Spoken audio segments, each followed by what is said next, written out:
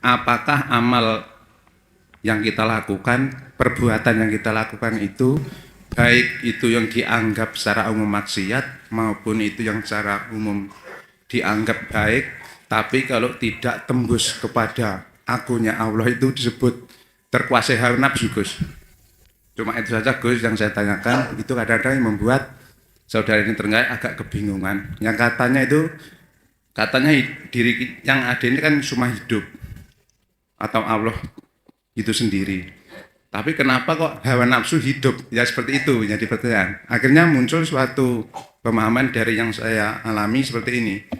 Artinya apapun yang disebut amal, perbuatan, baik yang itu dianggap maksiat maupun itu dianggap amal yang baik, tapi kalau tidak tembus kepada akunya Allah itu disebut terkuasai hawa nafsu. Gus, itu yang saya tanyakan. Itu saja. Akhirul kalam. Assalamualaikum warahmatullahi wabarakatuh. Waalaikumsalam warahmatullahi wabarakatuh.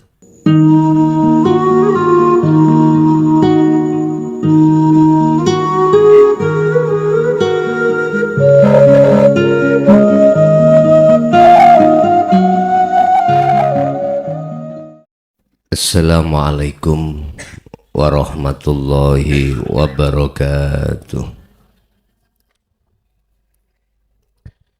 Ila hadratin Nabil Mustafa Rasulillahi sallallahu alaihi wasallam wa ala alihi wa azwajihi wa dhurriyyatihi wa qurbatihi wa ali baitihi wa ashabil kiram wa ila jami'il anbiya wal mursalin wal awliya wa syuhada wa salihin wa tabi'ina tabi'ina ila yaumiddin, khususan ila jami'i masyayikhi ila muntahum wa syekh ibnu Athaillah wa furu'ihi wa usulihi wa masyayikhihi wa ahli baitihi wa ila abaina wa ummatina wa azdatina wa masyayikhina wa auladina wa azwazina wa dhurriyyatina wa jami'i man tabi'ana, khususan jami'il arwah fi hadil majlis wa ghairahum lahumul fatihah.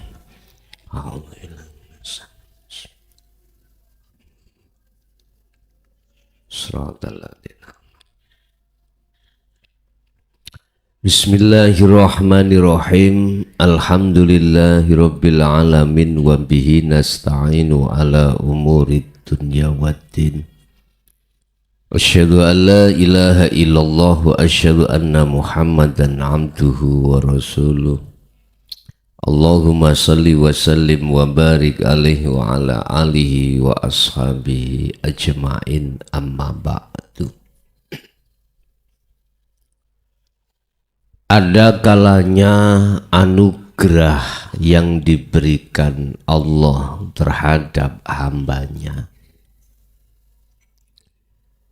itu tidak menjadikan hidayah, tapi jadi istidraj.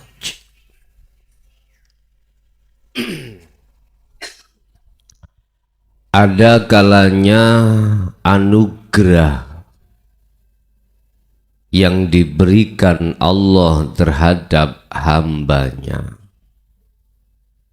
itu tidak menjadi hidayah, tetapi menjadi istidraj.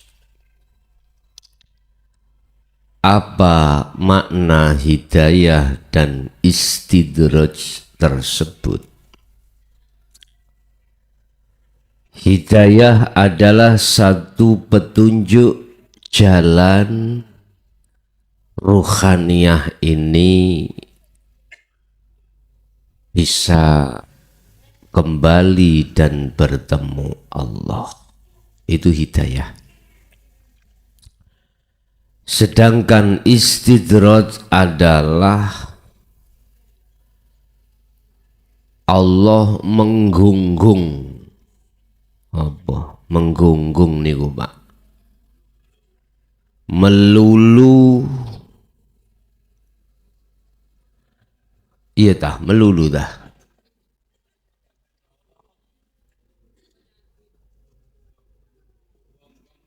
Gunggung. memanjakan ya. Istidraj adalah memanjakan terhadap hamba yang berupa anugerah. Sifat memanjakan itu dibalik itu semuanya akan menjadikan hatimu maksiat pada Allah.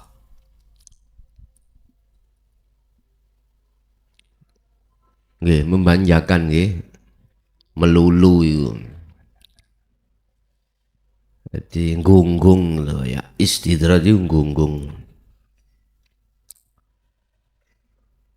Yang dimaksud daripada anugerah itu adalah hal-hal yang berkenaan dengan kebutuhan jasmani ini lebih-lebih.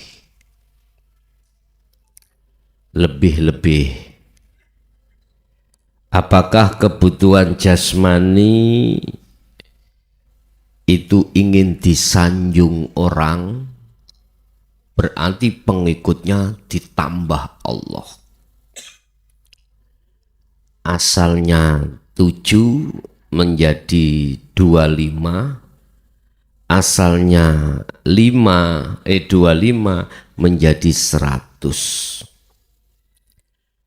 Asalnya puluhan menjadi ratusan. Asalnya ratusan menjadi ribuan.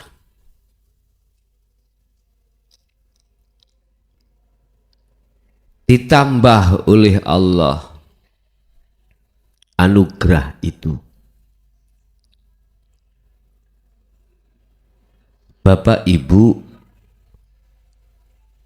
ini mereka tidak sadar, nggak sadar.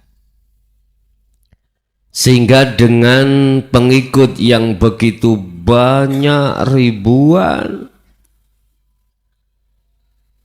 tidak menjadikan hatinya bertambah dekat Allah, tapi malah semakin jauh.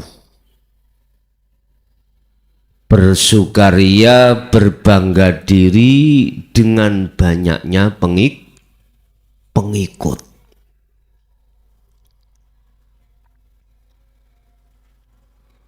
Ini yang mereka tidak sadar. Al-A'raf, Allah sudah mengatakan, hamba akan dininik bubukkan atau diistidraj oleh Allah dengan cara Allah yang mereka tidak tahu, tidak merasa. Yang asalnya pabriknya 1 ditambah Allah. Yang gajinya asalnya ratusan, iki ribuan, yang ribuan jutaan, yang jutaan miliaran, ditambah oleh Allah. Tidak lantas malah dikurangi, enggak, ditambah. Sing asale bojone 1 ditambah menjadi 4. Duh, iku anugerah. Makanya sampai nek takok ibuke, kok rabi maneh? Anugerah.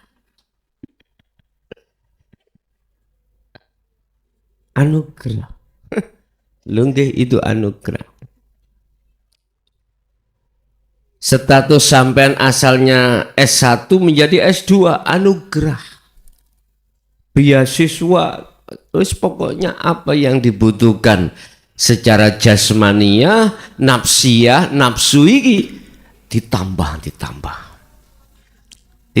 oleh Allah.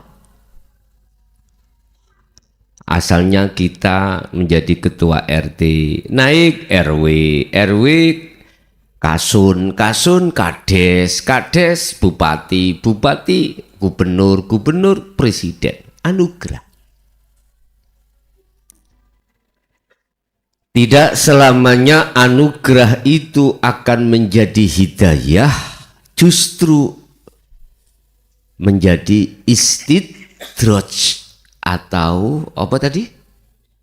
Dimanjakan, dilulu oleh Allah. Siapa mereka? Ini hukum pasti, Pak. Hukum pasti. Itu terjadi hanya pada ahli hijab. Hanya pada ahli hijab. Oleh ahli syuhud diperingatkan. Dalam makalah 75 Syekh Ibnu Athaillah tentang anugerah atau karunia menjadi istidraj itu diperingatkan. Qala musannifu rahimahullah, khaf, waspadalah kau. Ini berarti khusus ahli syuhud. Nah, ahli hijab nggak berlaku ini. Wow, nyama anugerah ku enak. Wiriti tak gede ke karomai tambah mumbul, bisnisnya tambah bagus. Khaf, waspadalah wedya sira min wujudi ihsanihi terhadap datangnya, wujudnya anugerah dari Allah ilaika maring sira. Ahli syuhud, dengan pangkat jabatanmu, anugerah ekonomimu yang kau serba keinginan apapun bisa beli. Apapun bisa beli, bahkan pesawat bisa beli, saking sugih, Pak. Kan ada pesawat pribadi nggih. Cuman kereta api yang nggak ada pribadi. Pesawat masih ada pribadi. Waspadalah dengan anugerah yang dihadapkan terhadapmu. Artinya, jangan anugerah karunia yang diberikan itu menjadi penglulu, bahkan jadilah sebagai hidayah. Petunjuk jalanmu terhadap Allah. Ini manakala ahli syuhud itu menggunakan lewat karunia atau anugerah sebagai jalan untuk bertemu Allah.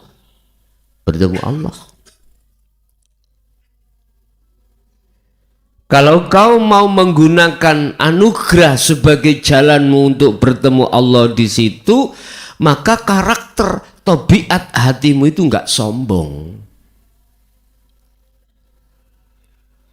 Tabiat hatimu, sifatmu itu enggak sok. Kepala desa kok macem-macem tak gulung. Kayak gitu dah. Gulung. Sifat asah, asih, rahmat terhadap yang lainnya muncul. Ketika saat dia itu muncul sifat as-suja. As-suja iku loman, sering kasih. Itu dia jadikan sebagai jalan bertemu Allah di situ. Akhirnya enggak ada sifat riya yang muncul, pamer, ahli sodakoh, enggak dalam hatinya, enggak.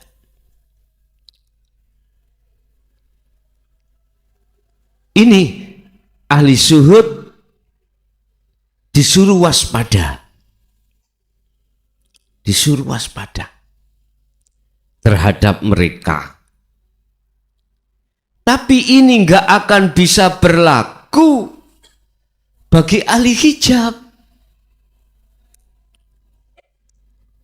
Berlakunya karunia menjadi hidayah enggak berlaku.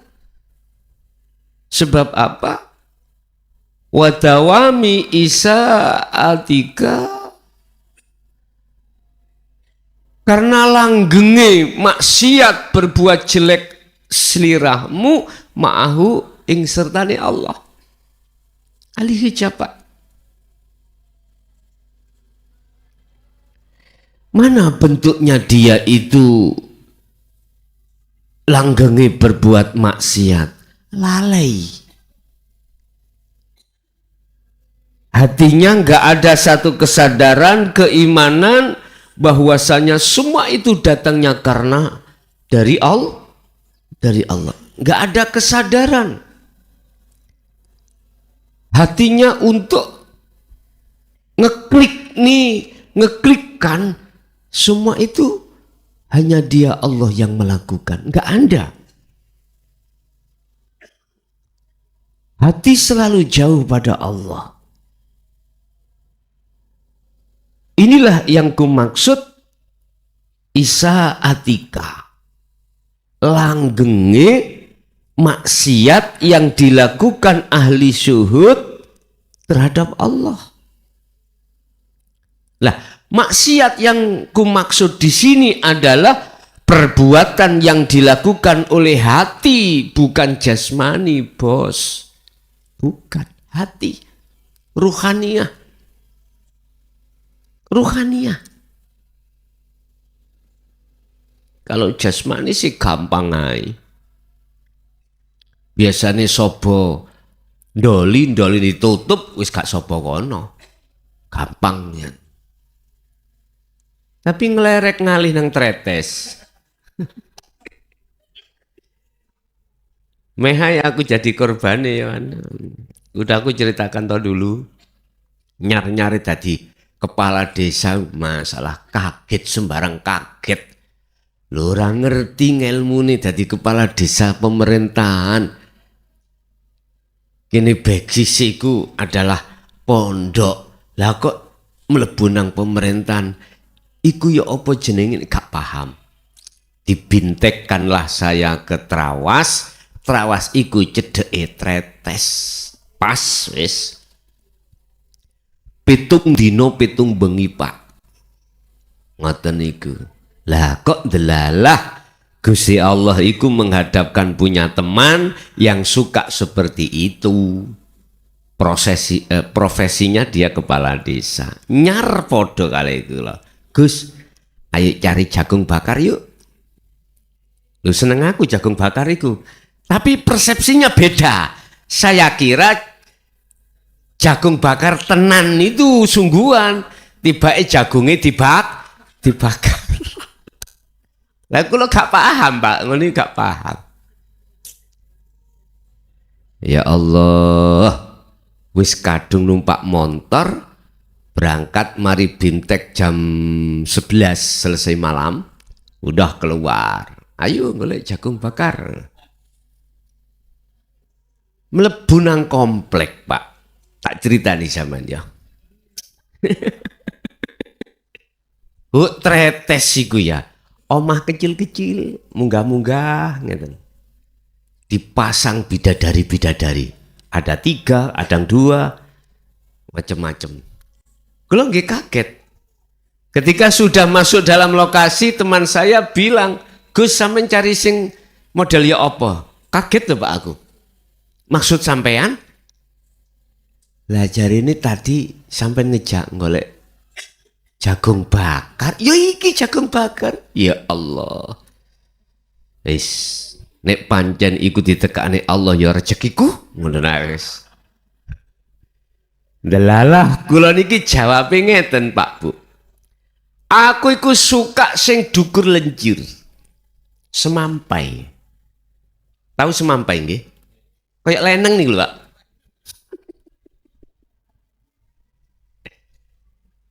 Lah temanku senengane lemu-lemu.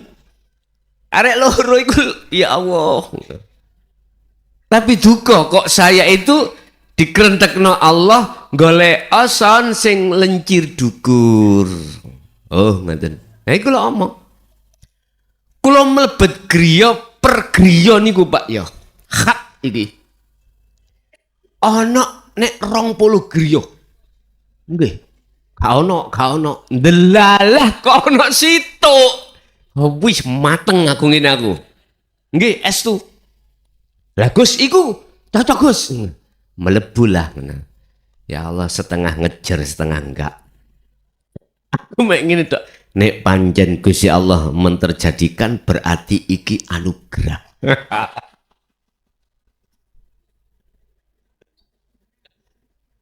Ya Allah ya Karim. Saya masih dilindungi Allah dalam pandangan syariat. Ternyata dia tinggal satu memang. Terus saya merapat, saya disuruh petung dewe, tahu petung nggih? Rundingan sendiri. Mbak berapa? Nah, yes biasa Mas 500. 500 itu Bu, Pak. Belum hotelnya. Penginapannya belum.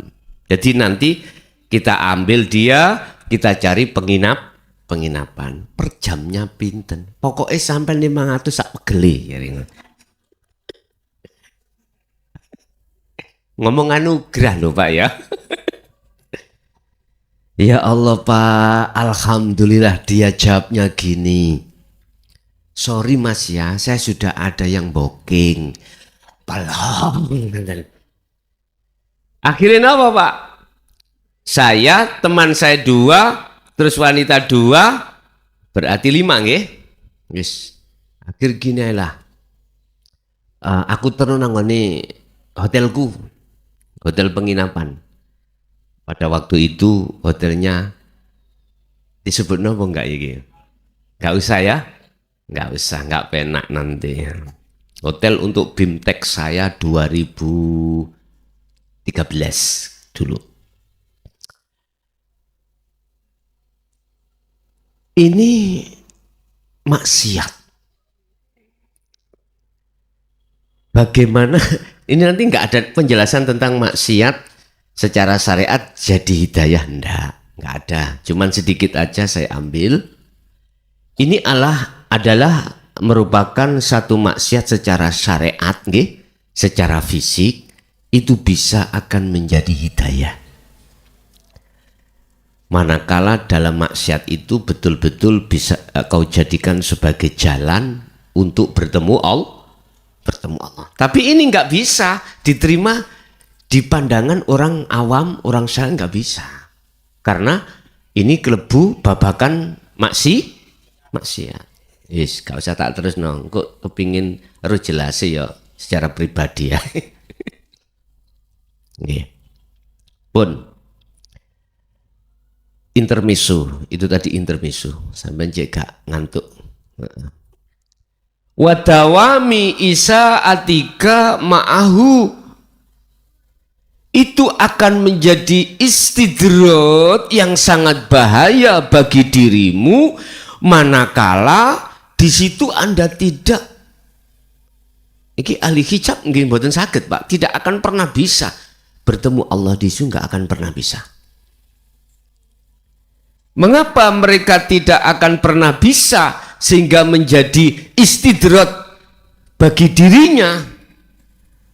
Pertama, dia sudah menolak al-qaulah. Mestinya yastami'un al-qaulah, tapi dia tidak yastami'un. Dia tidak mau mendengar dan menerima al-qaulah ing dinul haq. Nggak mau. Itu alasan pertama mengapa dia tidak bisa klik nang Allah di situ. Nah, itu alasan pertama. Makanya ahli hijab itu sampai kapanpun, hatta zurtumul maqabir, sampai mati pun masih tetap kondisi hati itu buta terhadap Allah. Karena alasannya pertama dia menolak ajaran dinul haq. Yang kedua, mestinya dia wayat tabiuna hasanahu, Dia mengikuti petunjuk-petunjuk apa yang disampaikan di Dinul Haq. Malah dia tidak mau. Kalau sistemnya sudah ditolak, otomatis tidak mau menjalankan sistem otomatis, Pak. Wong namanya ahli hijab. Pertanyaannya, sampai kapan ahli hijab yang seperti ini gak ada kesadaran tentang maksiat hati terhadap Allah? Karena dia disibukkan fanatik dengan maksiat secara zahir jasmani. Jadi dia itu mengatakan yang dimaksud maksiat perbuatan Allah jelek itu fisik. Ini. Sehingga dengan fisik ini memunculkan satu iman yang disebut maksiat itu adalah yang dilakukan oleh fisik seperti teman saya tadi. Lengon ini loh teman saya pun bongkok. Padahal umurnya ada di bawah saya. Kira-kira 5 tahun di bawah saya, ada yang 7 tahun. Dua-duanya. Entah semayan apa ya apa gak ngerti aku ya. Padahal konco plek dengan saya CS. Tapi babakan itu gak CS. Pulangnya itu gak tahu. Pagi jam 7 lagi pulang. Dia. Udah. Kembali. Khusus ahli hijab mesti apa anugerah karunia yang bersifatkan lahiriah nggak bisa beliau jadikan sebagai jalan bertemu Allah, malah semakin jauh. Takabure muncul, riyae muncul, adiguno muncul, sopo siro sopo, udah wis tambah jauh, Pak. Sehingga Allah tegaskan, anak dan istrimu dan harta bendamu tidak akan bisa menolongmu dari siksa Allah. Gak bisa. Karena tambah jauh sampean. Tambah jauh. Udah, iki perkara karunia. Perkara karunia. Kadang-kadang ahli hijab itu disadarkan Allah dari kebelenggunya rohaniah, dari perkara-perkara yang bersifatkan karunia, dia habiskan Allah. Seret karunia itu. Dipindahlah karunia menjadi musibah atau bala. Tinggal satu poin nih Pak Bu. Apakah dengan musibah dan dengan bala ini si ahli hijab sadar? Mulai Pak, moro nang oma kringki kes entek sembarang kalir.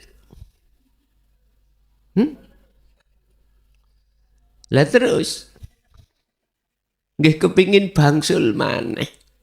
Tambah tak kei perangkap Pak. Nang aku tak kei perangkap. Dikira esuk sampak sore sampak bengi dikir iki. Nah, tak kei perangkap gak kerasa. Gak kerasa tak kei perangkap.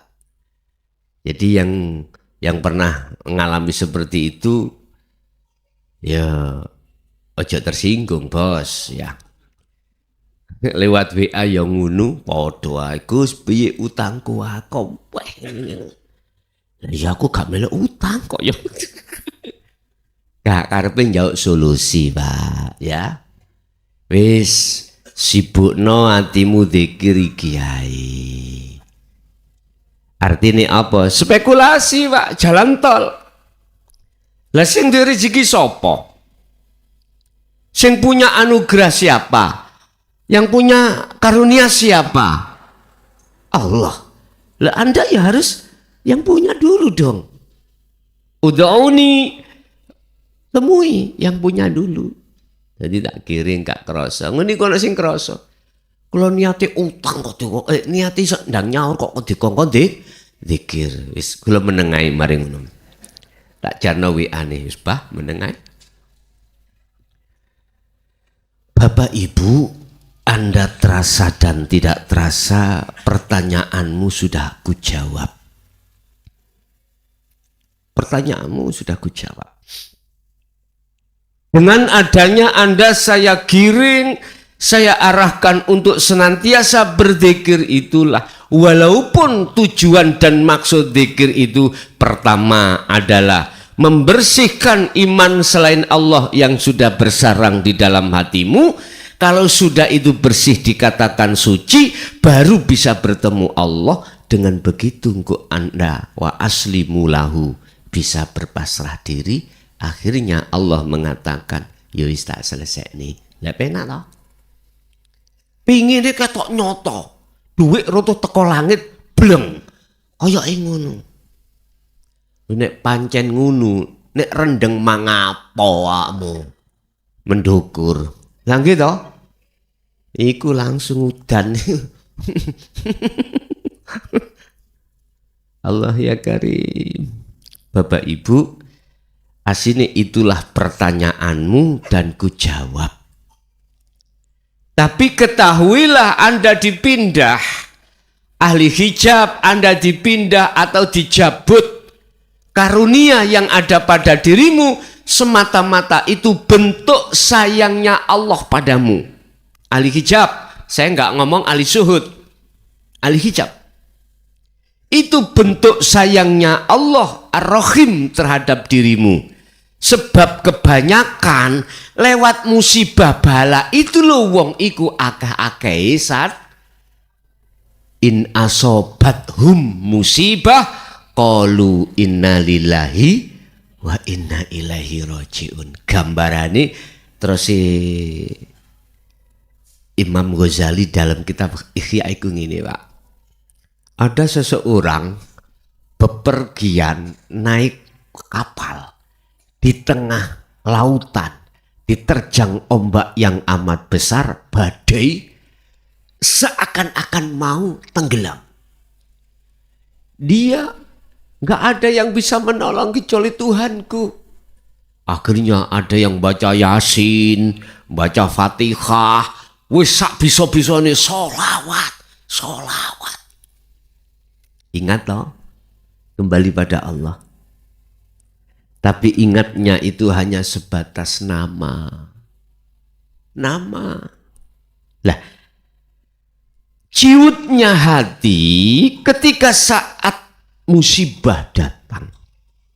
Ya. Kecilnya hati, ketakutan hati pada Tuhannya ketika saat menghadapi musibah itu lebih ada harapan kembali pada Allah tatkala dia itu ngadepi karunia. Aman. Nyantai mawon aman. Mereka tidak tahu di belakang keamanan amannya dia itu sanastadrijuhum min haitsu la ya'lamun. Al-A'raf 182. Di belakang enak yang kau katakan berbentuk karunia, di belakang amanmu dari perkara-perkara yang bersifatkan duniawiyah itu, di belakangmu itu ada satu bahaya yang menantimu. Bahaya istidraj. Hati-hati. Iki hanya berlaku terhadap ahli hijab loh Pak. Senes ahli syuhud. Ahli syuhud dibanting kaya apa? Sampai dulu pernah melihat Tom dan Jerry nih Wah. Film setan tahun 75. Namanya film karton setan. Sakniki ganti Tom dan Jerry. Diklindes trik cemet. Angi maneh. Gitu ya.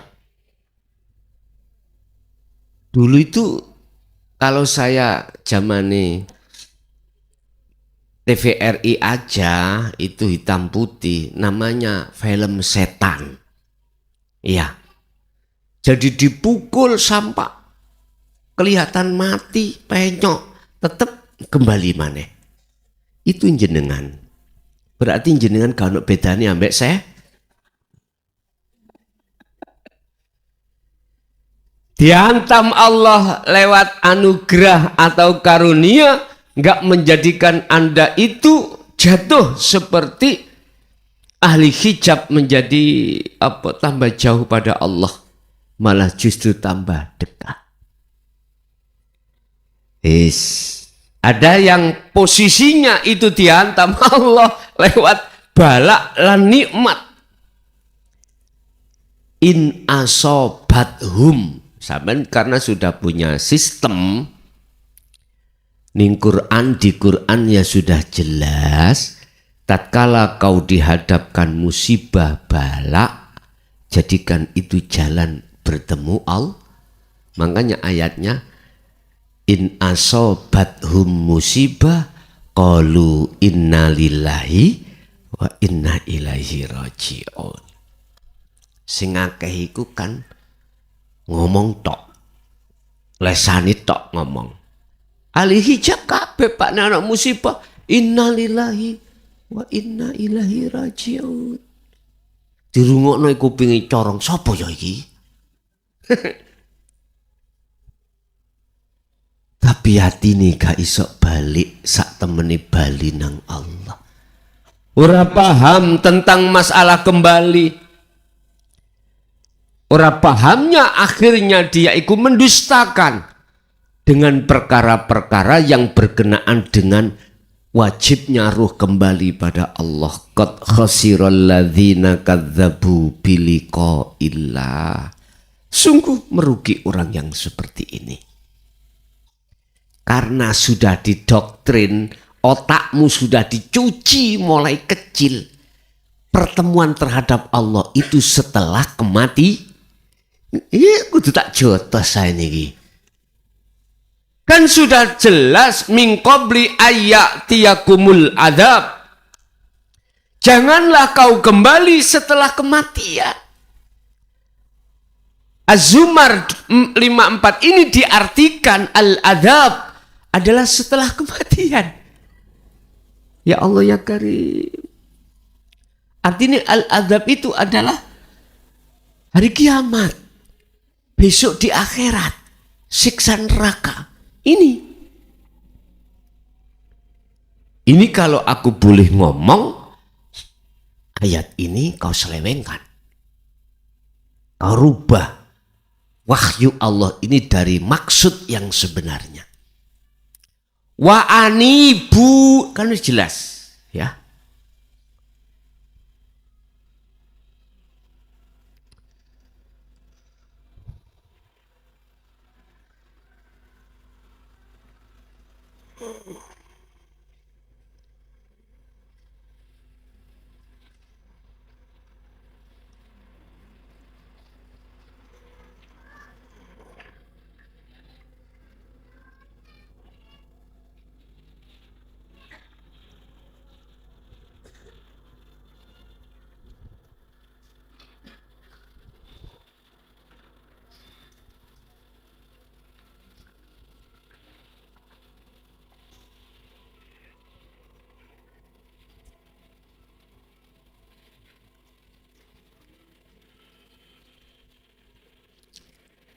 Wa anibu, dan lekaslah kembali kau ila rabbikum, terhadap Tuhanmu.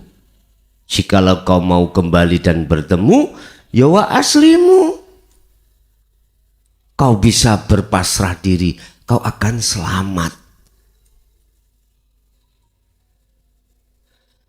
Lah kembalimu itu min qabli ayyatiyakumul adzab, sebelum datangnya kematian, al-adzab.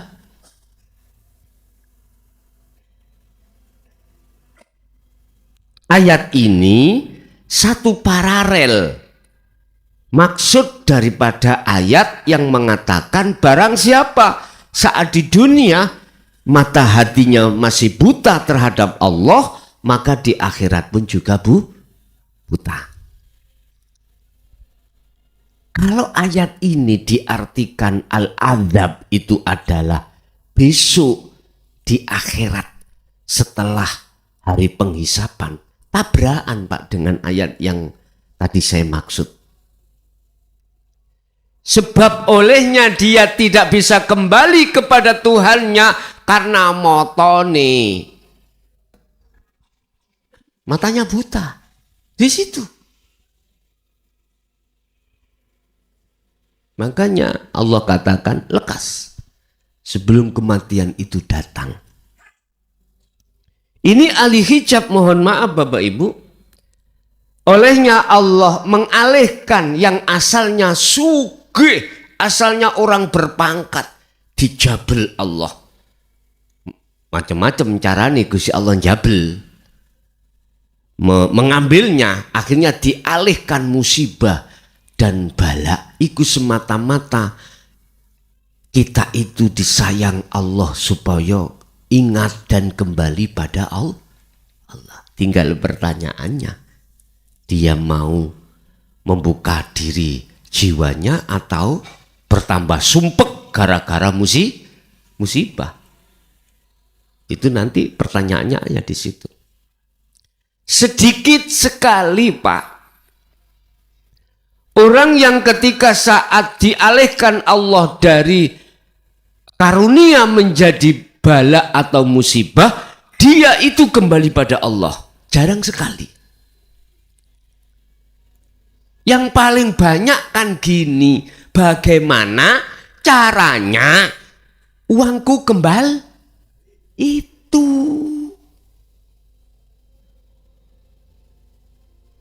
Itu yang paling banyak.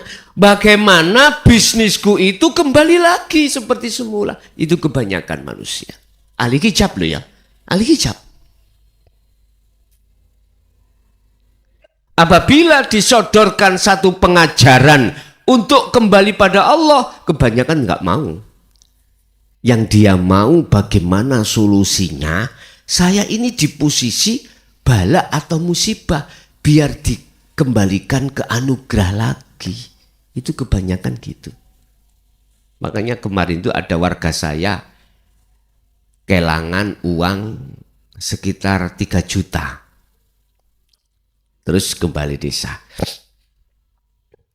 Biasa toh Pak, aku kan mantan dukun. Biasa, hati terkenal dulu itu se-RT. Dibarani, intinya Gus, uangku hilang. Sopo sing ngambil? Biasa ngoten niku. Masih dituduhno ya nggak mungkin ngaku sing nyolong. Gak kira ono maling ngaku. Nek maling kabeh ngaku ya bek penjara iku. Ngoten. Gon. Intinya bagaimana uangku kembali? Yang kedua, siapa yang melakukan? Lah gitu toh. Wis biasa, wong ahli hijab kabeh ya ngono kuwi. Saya kasih omong, mestinya kau itu ngadepi musibah, alhamdulillah. Mestinya alhamdulillah, mujimu nang Allah. Sebab kau ditakdirkan orang yang kelangan, bukan dadi pencuri. Ayo angen-angenen. Api endi antarane wong sing wong sing nyolong ambek wong sing dicolong, api endi? Nggih saya wong sing dicolong. Lah iya wis to. Wis gak usah sampean urai. Diangen-angen ngoten niku. Kula kasih pertanyaan. Baik mana antara yang mencuri dan yang dicuri? Nggih baik yang dicuri. Ya wis dadi wong baik kayamu. Artinya apa, Pak? Belajar ridho ikhlas dengan apa yang telah ditetapkan Allah. Tapi kita ahli hijab Sampai kapanpun nggak bisa, Pak. Nggak bisa ridho, nggak bisa ikhlas. Kok umpama sudah ikhlas ridho, gak mungkin Pak nang Bali bisa tanya. Ya wis, rehning itu maksud Allah seperti itu.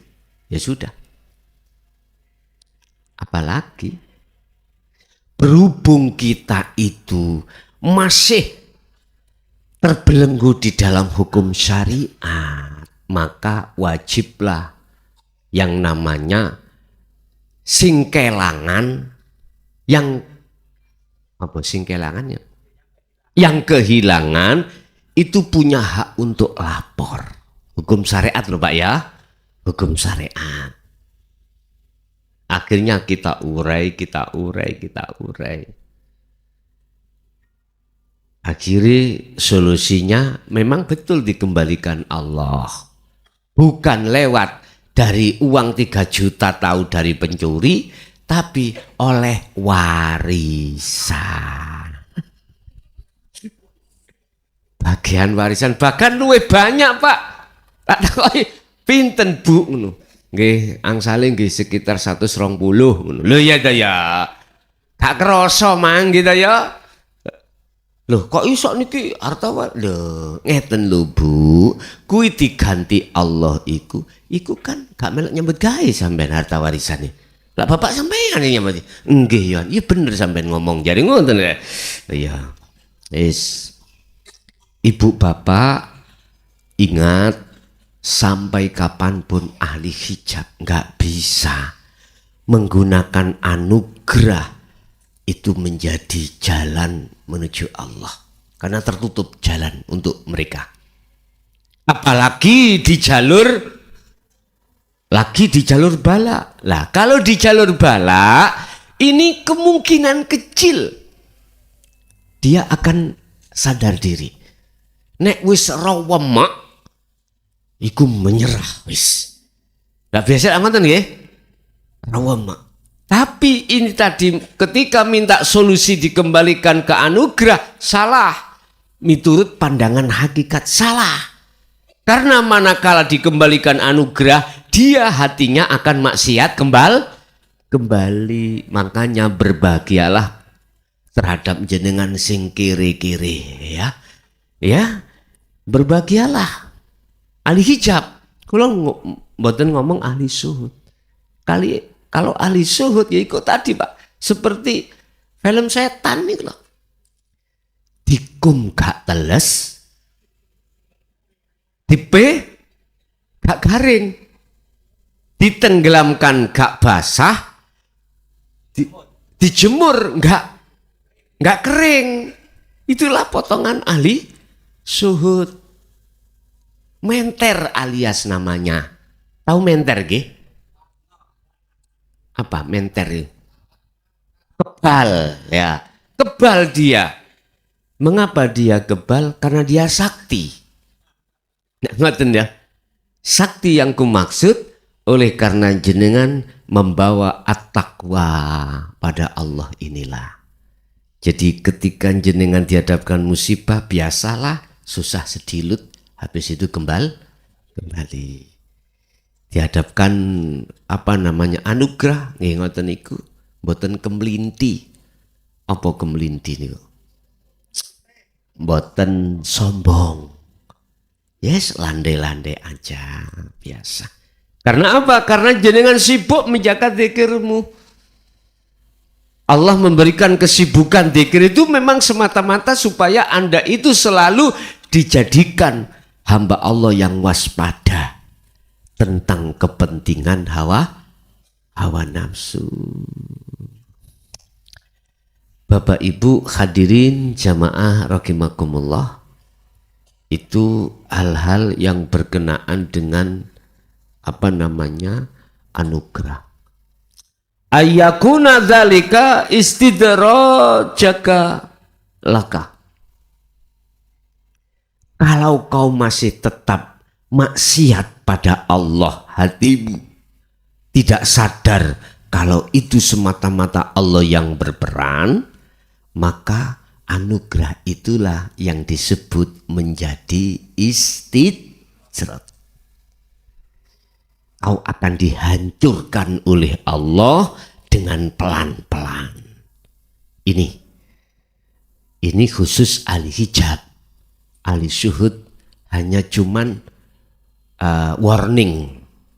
Warning itu peringatan. Khauf. Wis hati-hati ya awakmu. Waspadalah dirimu tentang anugerah ini akan bisa jadi menjadi istidrat manakala hatimu itu tetap lalai pada Allah, yaitu maksiat. Oke Bapak Ibu, itu apa yang bisa kami sampaikan terkait masalah anugerah menjadi istidrat. Itu hanya berlaku pada ahli hijab. Kita masuk pada sesi tanya jawab. Barangkali ada yang perlu ditanyakan, monggo kami persilakan. Assalamualaikum warahmatullahi wabarakatuh. Waalaikumsalam warahmatullahi wabarakatuh. Perkenalkan, saya Mulyono dari Trenggalek, Gus. Saking Trenggalek. Yang kemarin WA itu, Gus. Ya. Ini mau tanya, Gus. Ini juga pesan dari saudara-saudara yang di Trenggalek, titip pertanyaan. Ya, saya juga mau butuh suatu penguatan dari Gus saja apa yang saya pahami. Begini Gus yang saya tanyakan,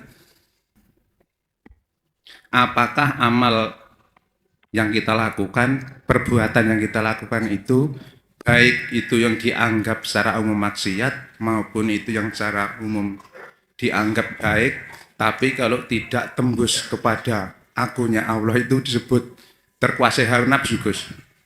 Cuma itu saja Gus yang saya tanyakan. Itu kadang-kadang yang membuat saudara ini Trenggalek agak kebingungan. Yang katanya diri yang ada ini kan cuma hidup atau Allah itu sendiri. Tapi kenapa kok hawa nafsu hidup? Ya seperti itu jadi pertanyaan. Akhirnya muncul suatu pemahaman dari yang saya alami seperti ini. Artinya apapun yang disebut amal, perbuatan, baik yang itu dianggap maksiat maupun itu dianggap amal yang baik, tapi kalau tidak tembus kepada akunnya Allah itu disebut terkuasai hawa nafsu. Gus, itu yang saya tanyakan. Itu saja. Akhirul kalam. Assalamualaikum warahmatullahi wabarakatuh. Waalaikumsalam warahmatullahi wabarakatuh.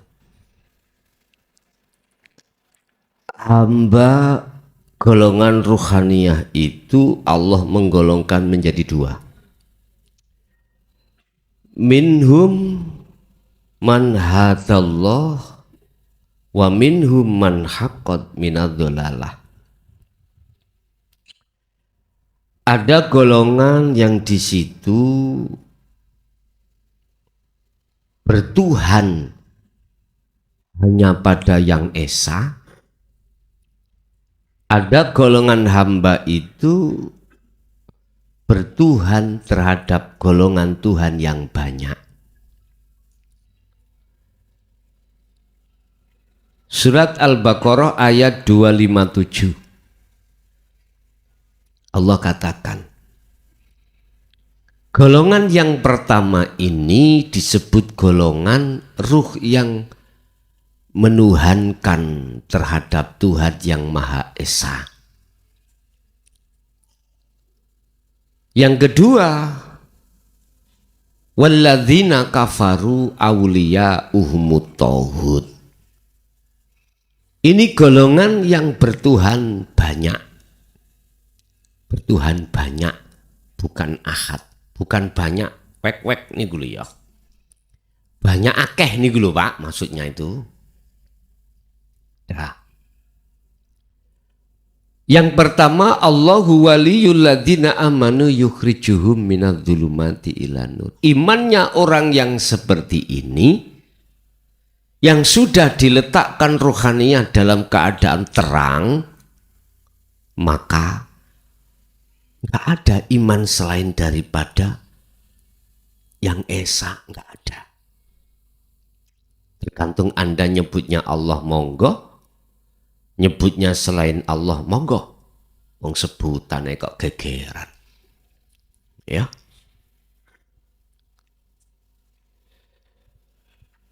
Bagaimana mungkin orang yang sudah bertuhan terhadap yang Maha Esa masih ada selainnya yang kuasa? Gak ada, gak mungkin. Ini saya petak-petak dulu Pak, biar gak jumbo jawaban atas pertanyaan tadi. Golongan pertama, dia itu hanya bertuhan pada yang Maha Esa. Oke, Islam mengatakan Allah. Kalau hati sudah condong di situ, kan gak mungkin ada selainnya. Konteks iman selain daripadanya gak ada. Sudah gak ada. Sehingga mengapa di situ dikatakan ana? Ya, kalau tulis ya nanggone sini.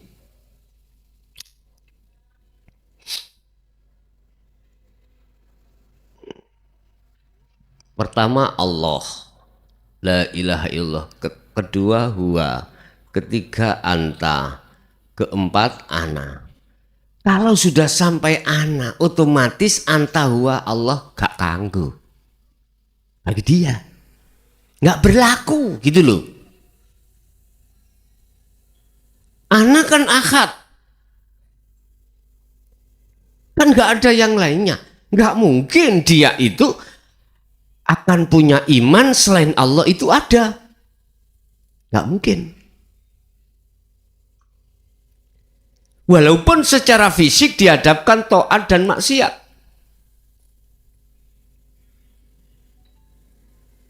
Artinya dia ruhaniyah dikatakan tembus bertemu Allah di ana, bukan berarti dia maksudnya si ruh itu bisa bisa tunggal jadi siji dengan yang Maha Esa, bukan. Dikatakan Esa itu anak bun, wis gak berfungsi semuanya,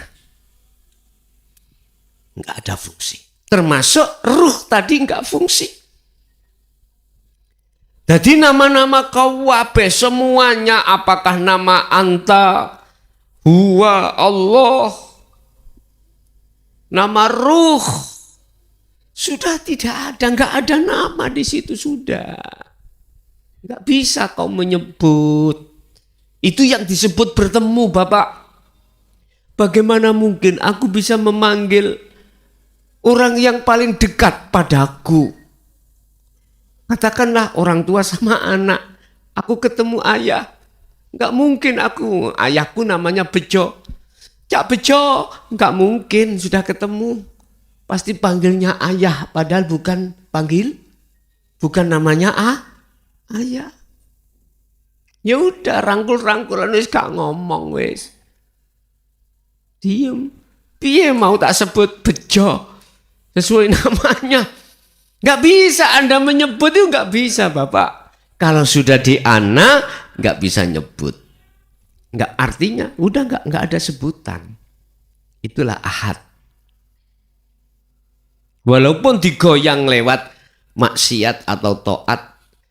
Ya, kalau memang betul-betul sudah tembus, maka seluruh amal itu kalau kita tarik lagi dalam bentuk sistem, itulah amal yang diterima. Sebab sudah dijelaskan husnul a'mal nataiju husnil ahwal min qalbin zahidin. Hikam. Amal dohir fisik itu tandanya diterima oleh Allah. Diterima. Amalia apapun ini, ya, disebut amal itu hal-hal yang berkenaan dengan jasmani. Disebut akhwal itu hal-hal yang berkenaan dengan rohani. Mudah, sederhana kita melihat tanda-tandanya itu diterima atau tidak. Ini yang diterima nataiju husnil ahwal. Apa? Keadaan rohaniahmu tembus nang Gusti Allah. Sing diwastani tembus, yang dikatakan tembus di sini adalah bertemu Allah. Yang dikatakan bertemu Allah di situ sudah fana, tidak ada sebutan, itulah yang disebut ahad. Ini kalau dibahasa kitabkan, dibahasa Qurankan, itulah maksudnya fungsi la ilaha illa ana. Di situ. Memang betul mereka amaliyah apapun tatkala keadaan ruhaniyah itu tidak mingkol bin zahidin, balik mingkol bin rohibin. Masyaallah kuiku salat saumurmu.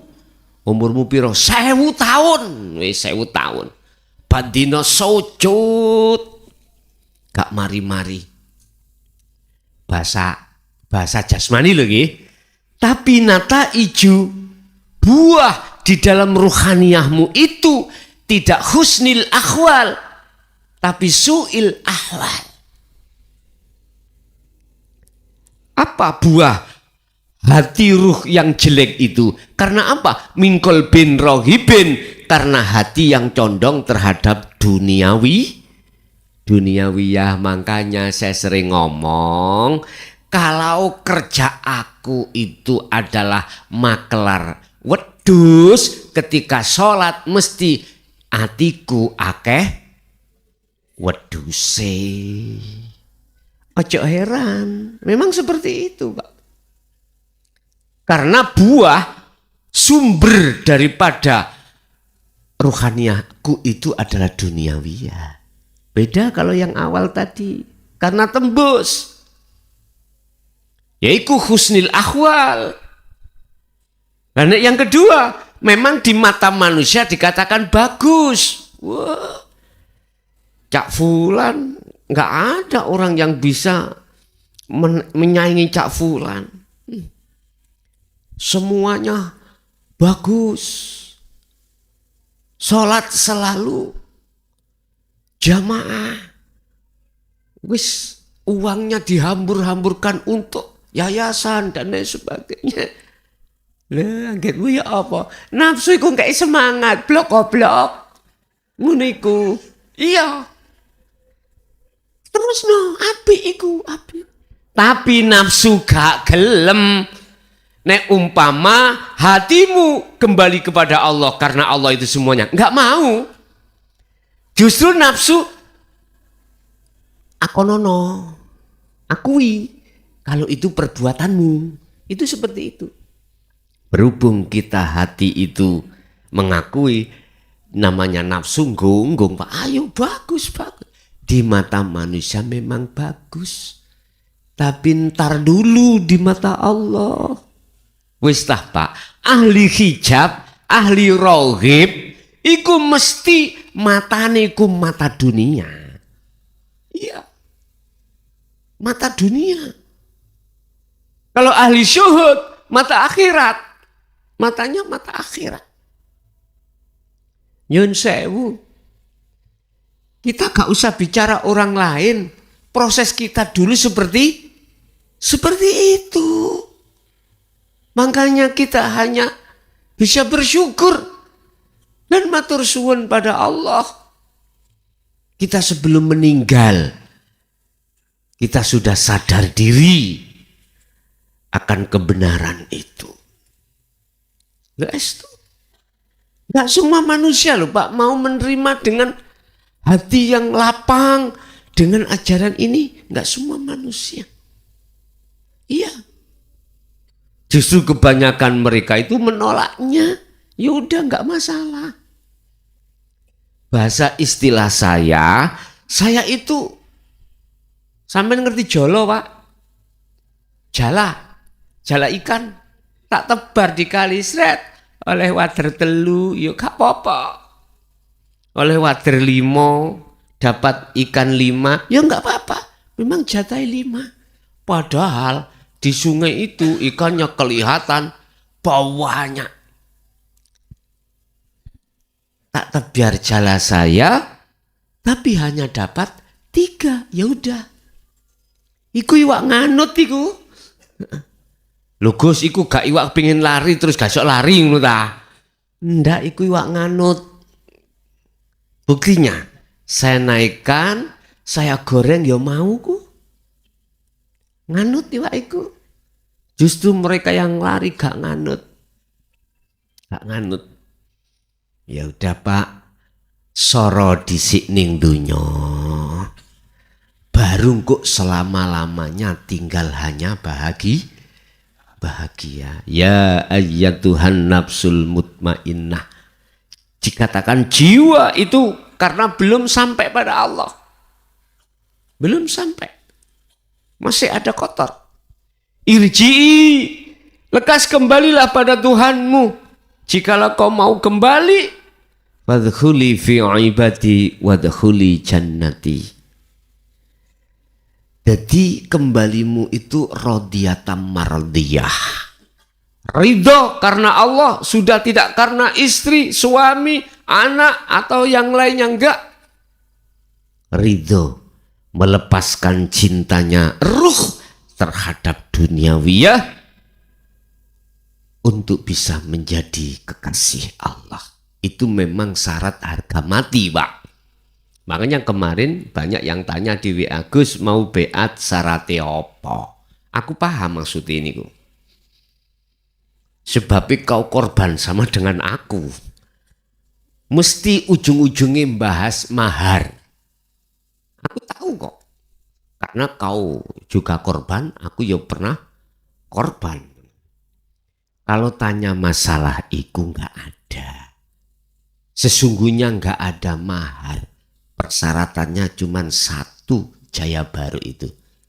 Siap, lekas, ruhaniyahmu, kekasih ruhaniyahmu itu lepaskan. Selain Allah lepaskan, gantilah Allah sebagai kekasih. Caranya bagaimana? Khalwat nantinya. Dengan begitu kau akan bisa melepaskan cinta nih hatimu terhadap selain Allah. Apa yang kau cintai. Iku secara ruhania saja, Pak. Bukan sak jasmaniai. Ampun salah paham.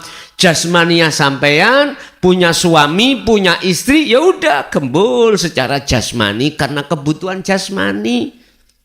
Anak, kita kerja, kita mencari anugerah, tetap lakukan. Tapi ruhaniyahmu jangan ikut campur urusan jasmani, karena kebutuhan jasmani itu tidak sama dengan kebutuhan rohani. Kebutuhan rohani itu cuma 1, Pak. Menyembah. Menyembah, bertemu Allah. Bersenggama terus dengan Allah. Itulah kebutuhan rohani. Kebutuhan jasad, ngelak yang ngombe. Ruhaniah enggak. Restu. Ruhaniah harus bertemu Allah. Ketika saat jasmaniah ngombe mangkane nopo di dalam kitab-kitab iku ngajarke kuwi nek mau makan minum membaca itu artinya kudu ingat di situ siapa yang menguasai Anda. Sebab sejatine menungso iku sifate la haula wala quwata. Illa billahi dari Allah. Bukan manusia punya keadaan atau punya apapun, punya kekuatan. Enggak. Itu milik Allah. Lah, gampang nggih? Gampang di tengah masyarakat dulu membaca la haula wala quwata illa billah niku wis ning atiku nang ngene lesan niku seperti ya itu, tapi prakteknya enggak ada. Pembuktiannya enggak ada. Karena memang terkesan ajaran untuk mendidik mempraktekkan ayat itu ditutup-tutupi sampai pada kita. Tidak diterangkan dalam masyarakat. Jikalau yang berani mengurai mengajarkan tentang itu, waduh, ulama dunia ngegem kabeh Pak. Istilah kebakaran jenggot. Karena jenggotnya terlalu dawa. Coba nek kanok jenggote, ya gak mungkin kena khitab kebakaran jenggot karena gak punya jenggot. Jadi jenengan sing wong embongan nyantai-nyantai. Sing terbakar kan sing punya jenggot. Ya kau yang merasa pandai, kau merasa ngalim, merasa ditokohkan, digawe panutan, ikul sing kebakaran, Pak. Maksudnya itu. Jenengan wong embongan wis tambah penak. Bon, Bapak Ibu, jadi sudah dipastikan hukum dari Allah tatkala amaliyah apapun tidak kau sertai ruhaniyahmu itu tembus nang Allah dalam kurung bertemu makrifat Allah, maka ditolak. Entah itu amaliyah sunnah, wajib, atau makruh, bahkan maksiat, tolak. Dalam arti tidak menjadi nilai ibadah yang diterima, tidak bisa. Apalagi maksiat. Tapi jikalau ruhaniyahmu itu nata ijo husnil akhwal, bagus. Lagi Al-Maidah ayat 29 Allah katakan innama yataqabbalullahu minal muttaqin. Ya ini orang muttaqin itu. Hanya amaliyah muncul dari golongan muttaqin lah yang diterima oleh Allah. Karena dia sudah melepaskan diri kembali pada Allah, akhirnya yang berlaku itu akunya Allah. Ada lagi.